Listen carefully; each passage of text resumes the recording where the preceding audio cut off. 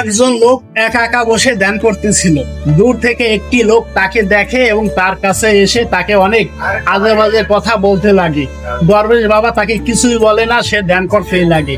লোকটি আবার তাকে আজে বাজে ভাষায় গালাগালি করতে শুরু করে এবং বিভিন্ন ধরনের অনেক খারাপ কথা বলে এবং এইসব কথা বলতে বলতে সে এক সময় ক্লান্ত হয়ে সেখান থেকে চলে যায়।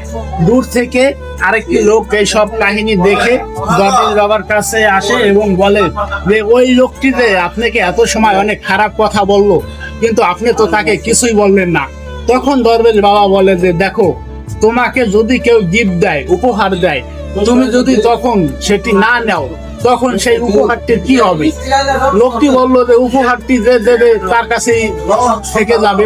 তখন ওই দরবেশ বাবা বলে যে হ্যাঁ, ওই লোকটি যে আমাকে খারাপ কথা বলছে, গালাগালি করছে, আমি যদি তার কথার উত্তর দিতাম তাহলে তার ওই গালাগালি এবং খারাপ কথা আমার হয়ে যেত। যেহেতু আমি তার সাথে কোনো কথা বলি নেই, সেহেতু সেই গালাগালি তার কাছেই রয়ে গেছে। তো এখন বিষয় হলো, আমাদের জীবনেও এরকম ওই একদল লোকের মানুষের কিন্তু অভাব নাই। আপনার কাছে আসবে এবং আপনাকে অনেক বিভিন্ন ধরনের যুক্তি বা পরামর্শ দেবে।